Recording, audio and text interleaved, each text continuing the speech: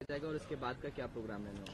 नहीं, ILBS में हम कल जो डेट के हिसाब से मैंने कल उनको एडमिट कराया था, जो कि उनके रूटीन चेकअप का है। और 2 बजे के करीब कल हम लोगों को पता चला कि उनको बेल मिल गया है। तो अभी आज जो है कि डिस्चार्ज होंगे, 11:30-12 बजे तक डिस्चार्ज होंगे। इसके बाद वो तिहाड़ जाएंगे। उसके बाद वहां से 2 बज सकता है, 3 बज सकता है, वहां से फिर वो रिलीज होंगे। इसके बाद जब वहां से फ्री होंगे तो इसके बाद हम लोग मंदिर दर्शन करने के लिए जाएंगे कि भगवान का शुक्रिया करेंगे कि उन्होंने इतना बड़ा काम दिया है। और न्यायपालिका का भी मैं शुक्रिया करूंगी कि उन्होंने संजय जी को जो बेल दिया है। और उनसे उम्मीद करते हैं कि जो मेरे बड़े भाई अरविंद जी, मनीष जी, सत्येंद्र जैन जी है, उनको भी जल्दी ही रिलीज करें।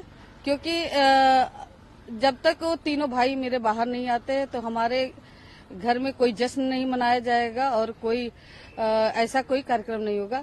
जब वो तीनों भाई आ जाएंगे फिर चारों लोग मिल के हम लोग जश्न भी मना सकते हैं और उत्सव भी कर सकते हैं। हमने देखा कि बीते 6 महीने से जब संजय सिंह जी जेल के पीछे थे, ये तमाम चीजें झेल रहे थे, तो आप मजबूती से खड़ी थी उनके पीछे। तमाम कार्यकर्ताओं के साथ बातचीत हो या फिर संजय सिंह जी के लिए आवाज बुलंद करना हो, आप लगातार मजबूती से खड़ी रही थी। तो इस बीच कैसे देखा जाए, संजय सिंह जी की ढाल बनकर के आप खड़ी थी। बीच में राज्यसभा के भी चुनाव हुए, नामांकन हुए, उस बीच में भी आपने तमाम चीजों का मैनेजमेंट किया गया। तो पूरा ये कैसे घटनाक्रम इसको याद करती हैं? नहीं, ठीक है। एक यूपी में कहावत है कि काले बादल आते हैं फिर वो छट जाते हैं। तो हो सकता है संजय जी के ऊपर काले बादल थे जो आज छट गए। और राज्यसभा में उनको दोबारा मनोनीत भी किया गया और उन्होंने शपथ भी ले ली है।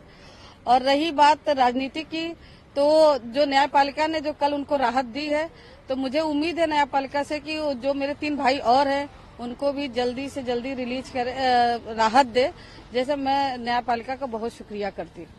संजय सिंह आज 4 बजे तक वो बाहर आ सकते हैं, तो उसके बाद का उनका क्या कुछ रुख रहेगा? जिस तरीके से वो दहाड़ते थे सदन के भीतर, और अब तो लोकसभा चुनाव भी आने वाले हैं, तो चुनाव में उनका किस तरीके से रोल रहने वाला है? और अगर हम देखें तो कल कोर्ट में ईडी की तरफ से कहा गया था कि उनकी मीडिया में जिस तरीके से वो बयान देते हैं उस पर कहीं ना कहीं उनको लिमिट करना चाहिए, लेकिन कोर्ट ने इस बात से इनकार कर दिया। तो उसके बारे में भी कुछ बताइए। वो पार्टी डिसाइड करेगी कि आगे उनको ऊपर क्या दायित्व दिया जाएगा, उस हिसाब से वो अपना काम करेंगे। अब जो भी निर्देश मिला है उसके हिसाब से वो उसका पालन करेंगे। और एक राजनीतिक होने के नाते वो जो उनके अंदर है उसको तो कोई कम नहीं कर सकता।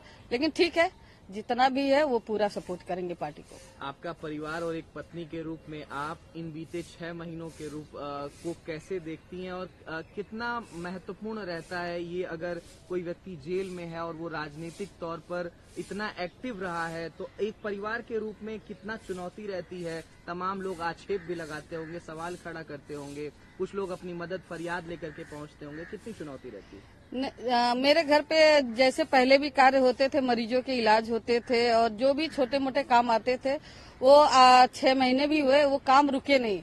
संजय जी जेल में भी थे, लेकिन उनकी आत्मा सोशल काम में किसी की मदद करना है, वो वकील के द्वारा किसी न किसी के माध्यम से वो काम को बताते थे और वो काम हम लोग करते थे।